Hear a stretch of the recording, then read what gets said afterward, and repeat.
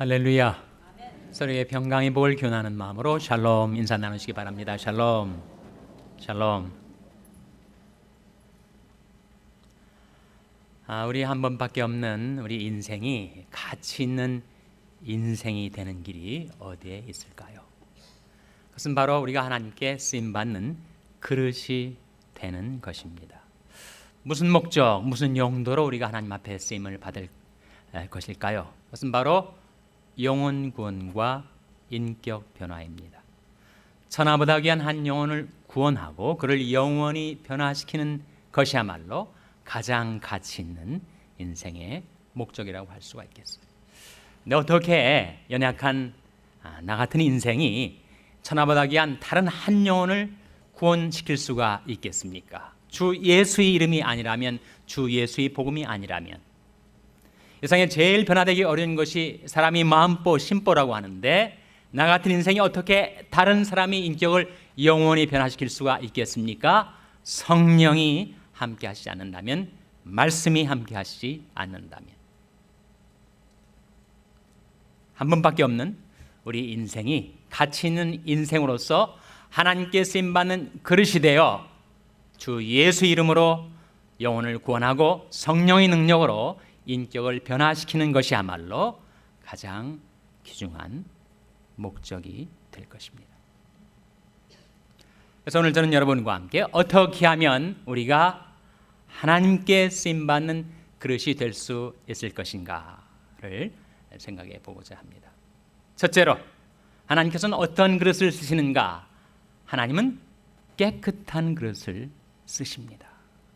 디모데후서 2장 21절 말씀에 누구든지 이 모든 일에서 자기를 깨끗게 하면 귀 쓰는 그릇이 되어 주인이 선하신 목적과 용도를 위해서 쓰임받게 될 것이다. 그런 말씀이 나와요. 한번 생각을 해보세요. 집에 아주 좋은 재질로 만들어진 그릇이 있는데, 애지중지할 만한 귀한 그릇이 있는데 거기에 오물이 묻었단 말이에요. 누가 그 그릇에다가 음식을 담아 먹으려 하겠습니까? 누가 거기에 음료를 담아서 마시려 하겠어요? 더러워진 그릇은 쓰임을 받을 수가 없는 것이죠. 우리 영혼, 우리 인격, 우리 마음이 무엇으로 더러워지게 되는가? 죄로 더러워지게 됩니다.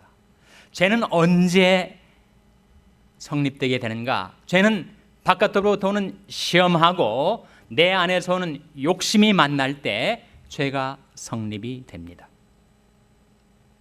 야고보서 1장 14절 15절 말씀이죠. 오직 각 사람이 시험을 받는 것은 자기 욕심에 끌려 미혹됨이니 욕심이 잉태한 즉 뭐를 낳는다고요? 죄를 낳고 죄가 장수한 즉 무엇을 낳는다고요? 사망을 낳습니다. 마귀가 세상 것들을 사용해서 바깥으로부터 우리에게 시험에 들어오고 유혹을 보낼 때 거기에 충동질 받은 내 마음속에 여러 가지 욕심들이 일어나서 무력, 유격, 명예욕, 권세욕 등이 일어나서 바깥으로 보는 시험과 내 안에 욕심이 만날 때 죄를 낳게 되고 그 죄를 속히 처리하고 해결하지 못한 채 그 죄가 장성하게 되면 뭘 낳게 된다고요? 사망을 낳게 됩니다. 사망은 하나님과의 교제의 단절이죠. 생명이 그러신 하나님께로부터 떨어져 나가는 것, 그것이 죄가 낳는 사망이라는 것입니다. 우리 영혼, 우리 인격, 우리 마음을 더럽히는 이 죄 문제를 우리가 어떻게 해결할 수 있을 것인가? 내 영혼이 죄로 더러워졌을 때 내가 어떻게 깨끗함을 얻을 수가 있을 것인가? 요한일서 1장 5절 말씀에 저가 빛 가운데 계신 것 같이 우리도 빛 가운데 행하면 우리가 서로 사귐이 있고 그 아들 예수의 피가 너희를 모든 죄에서 깨끗하게 하실 것이요. 만일 우리가 우리 죄를 자백하면 저는 미쁘시고 의로우사 우리 죄를 사하시며 모든 불의의 소리를 깨끗게 하실 것이요. 예수의 피를 의지하여 내 죄를 자복할 때 그때 내 영혼은 깨끗함을 얻습니다. 죄로 더러워진 나의 영혼, 나의 인격, 나의 마음이 깨끗함을 얻는 것은 예수 그리스도의 보배 피와 그리고 하나님의 말씀이죠. 예수님께서 우리를 위해서 기도하시면서 저희를 진리로 거룩하게 하옵소서. 아버지 말씀은 뭐라고요? 진리니이다. 하나님의 말씀이 내게 임할 때 내가 깨끗함을 얻습니다. 사람의 얼굴이나 손에 더러운 것이 묻으면 물로 씻어야 하죠. 내 영혼, 내 마음에 더러운 죄가 묻으면 뭘로 씻어야 되는가? 말씀의 생수로 씻어야 합니다. 요한복음 15장 3절에 예수님께서 너희는 내가 일러준 말로 이미 깨끗함을 얻었으니 그렇게 말씀하셨어요. 개인도 그렇고 교회도 그렇습니다. 교회가 어떻게 세상의 죄로부터 깨끗함을 얻게 되는가?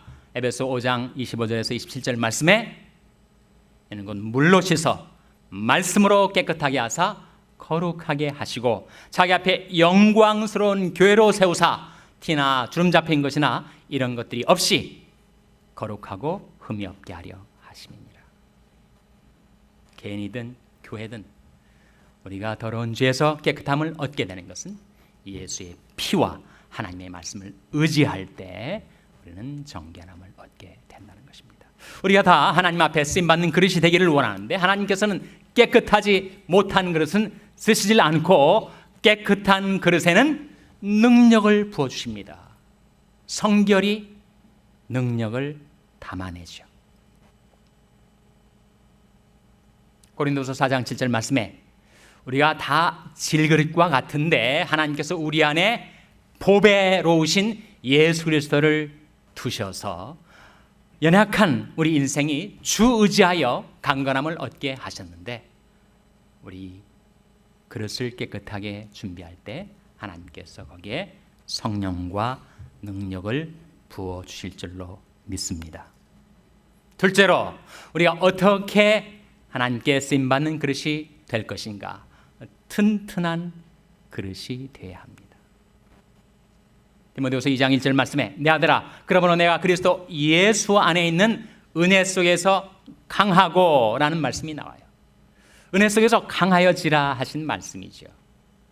이런 그릇이 있는데 너무 재질이 허약해가지고 살짝만 건드려도 깨지고 금이 가고 부서지면 어떻게 그걸 쓸 수가 있겠어요? 하나님이 쓰셨던 인물들을 보면 다 외적으로는 온화하지만 내적으로는 강인했었습니다. 한자성어로 뭐라고 하죠? 그것을 외유내강이라고 하지 않습니까? 예수님이 얼마나 온화하셨어요.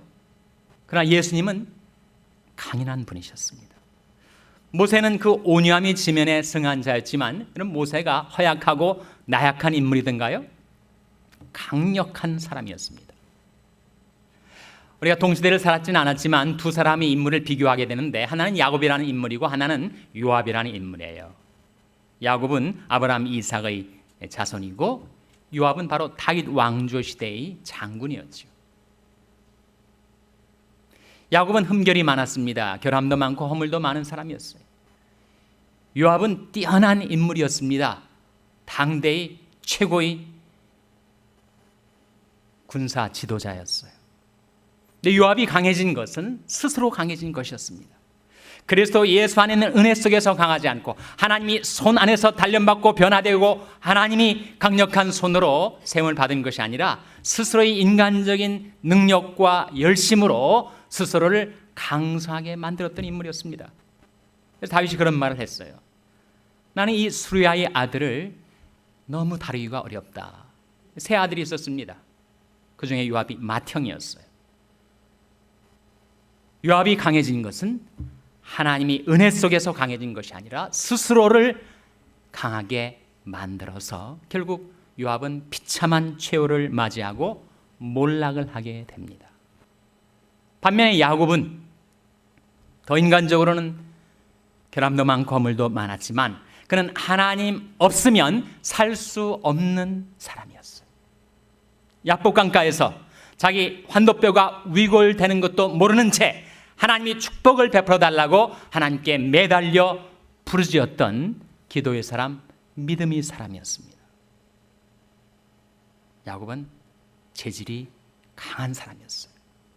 그대로는 쓰실 수가 없어서 하나님께서는 그 하나님이 손 안에 야곱을 두시고 그를 단련시키시고 연단시키시고 변화시키시고 성숙시키셔서 아브라함과 이삭과 야곱을 잇는 믿음의 계대를 이루게 하셨습니다.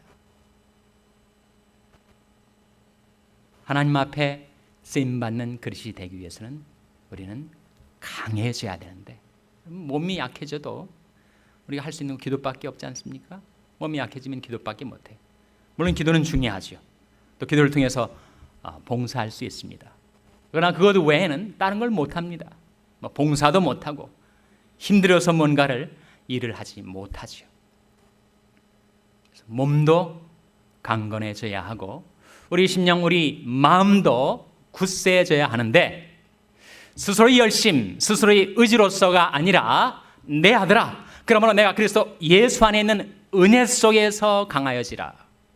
히브리서 13장 9절 말씀에 마음은 은혜로서 굳게 함이 아름답고, 자기 마음을 재물로 굳게 하거나 권세로 굳게 하거나 자기 마음을 세상적인 것들로 굳세게 하는 것은, 그것은 언젠가는 그를 실망시키고 배반하고 스스로를 무너뜨리는 결과를 맞게 한다는 거죠. 그러나 그리스도 예수 안에 있는 은혜 속에서 강해질 때, 하나님이 손 안에서 우리가 변화받고 단련받고 강해질 때, 우리는 하나님께 쓰임받는 그릇이 될 수가 있을 줄로 믿습니다. 그래서 고린도전서 16장 13절 14절 말씀에 깨어 믿음에 굳게 서서 남자답게 강건하여라. 너희 모든 일을 사랑으로 행하라. 강하고 담대하라. 여호와를 바라는 너희들아. 그렇게 말씀하십니다.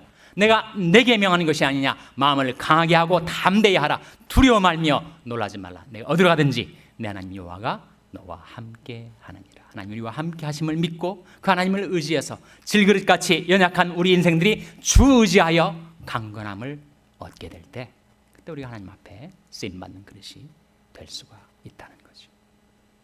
셋째로, 우리 하나님께 쓰임받는 그릇이 되기 위해서는 우리는 평범한 그릇이 되어야 합니다. 보통 그릇이 돼야 돼요. 겸손한 그릇이 돼야 합니다. 어떤 그릇은 너무 값이 나가고 너무 고상해가지고 그것은 쓰질 못하고 그저 장식장에 가만히 보관만 해도 쳐다보는 그런 그릇들이 있습니다. 그것은 가치 있는 일에 쓰임받지 못하는 그릇이죠. 평범한 그릇이 돼서, 보통 그릇이 돼서 다용도에 두루 쓰임을 받을 수 있는 그릇이야말로 진정 가치 있는 그릇이 아니겠습니까? 도덕경에 나오는 말인데, 상선약수, 그런 말이 있습니다. 상선, 최상에서는 약수, 같을 약자, 물과 같은 것이다. 최상에서는 물과 같은 것이다. 무슨 뜻일까요? 물은 어디에서 어디로 흐르죠? 물은 항상 높은 곳에서 낮은 곳으로 흘러내려서 물이 닿는 곳마다 생명체가 솟게 하죠.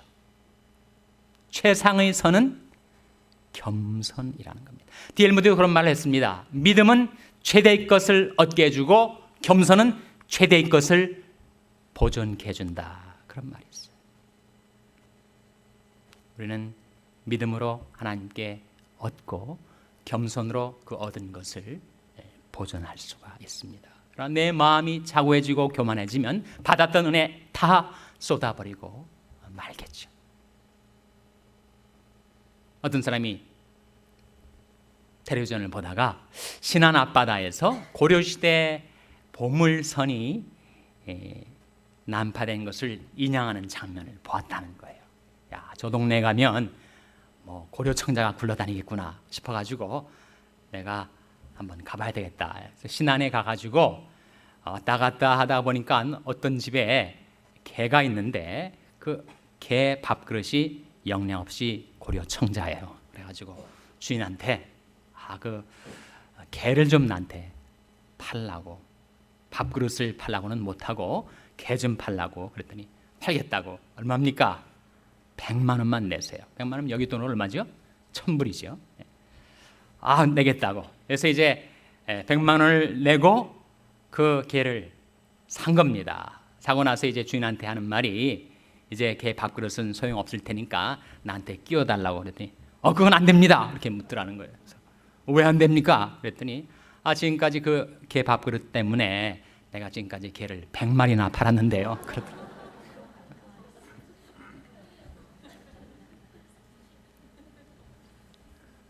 우리는 평범한 그릇이 될 때, 보통 그릇이 될 때, 겸손한 그릇이 될 때 우리는 하나님 앞에 쓰임을 받을 수가 있습니다. 예수님께서 두 가지 비유를 드셨는데 결론이 똑같은 말씀이에요. 누가복음 14장에 보시면 결혼잔치가 이렇게 벌어졌는데 사람들이 다 좋은 자리 상속에 먼저 앉더라는 거예요.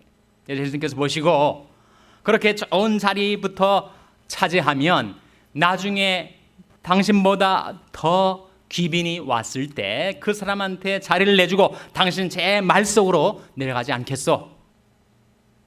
하는 내용으로 비유를 말씀하시면서 결론이 누가복음 14장 11절 말씀에 누구든지 자기를 높이는 자는 낮아지고 자기를 낮추는 자는 높아지리라. 그런 말씀하셨어요.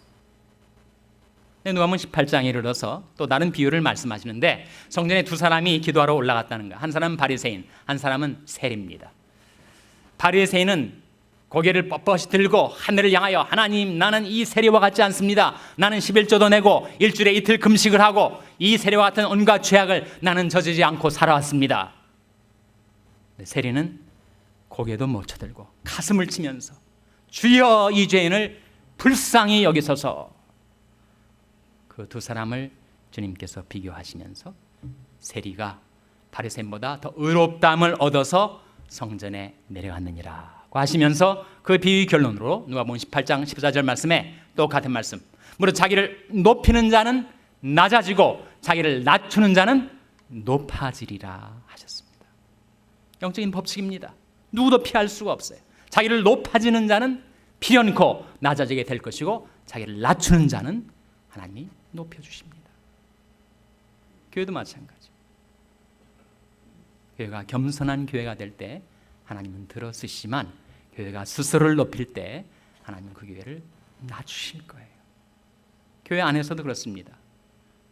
그런 말이 있어요. 누가 크레딧을 더 얻을 것인가에 신경 쓰지 않고 봉사일에 전념하는 교회를 통해서 하나님은 위대한 역사를 이루신다. 맞는 말이죠.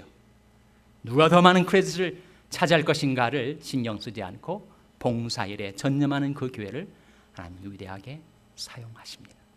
베드로전서 5장 6절 말씀에 그러므로 하나님의 능하신 손 아래서 겸손하라.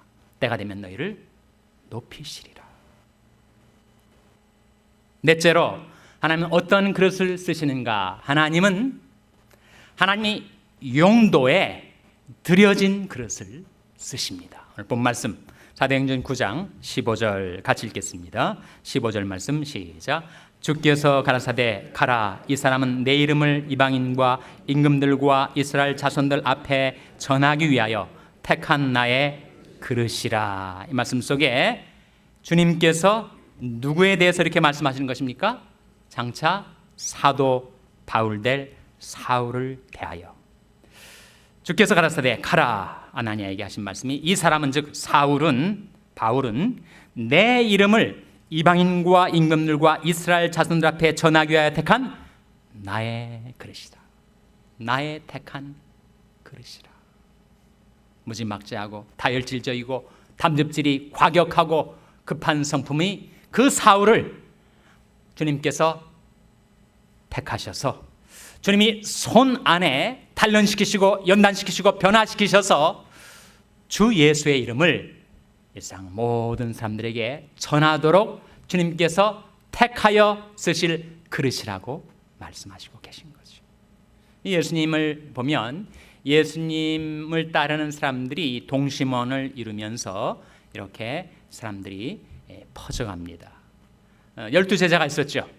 12제자 바깥쪽에는 70인 제자가 있었고 70인 제자 더 바깥에는 허다한 무리가 주님을 따릅니다.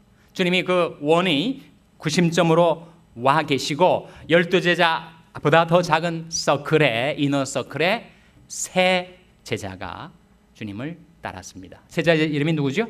바로 베드로와 요한과 야고보였습니다. 주님이 가장 기묘한 대목에 이뤘을 때는 꼭 세 제자를 대동하셨는데 이를테면 겟세마네 동산에서 기도하실 때도 그 세 제자를 데리고 하나님 앞에 나아가서 나의 원대로 마옵시고 주의 아버지 원대로 되기를 원하나이다라는 저 유명한 겟세마네 동산의 기도를 드리셨죠. 왜 예수님께서는 그렇게 사람들을 12명 따로 택하시고 또 3명 따로 택하실까? 편애가 아닌가? 두 가지 이유를 생각해 볼 수 있습니다. 하나는 인간적인 면에서 왜 그 세 제자들이 다른 12제자나 70인 제자들보다 그렇게 중요한 주님의 인생의 고비에 주님과 함께 할 수 있었는가? 그들이 다른 제자들보다 믿음의 준비가 돼 있었던 것이죠.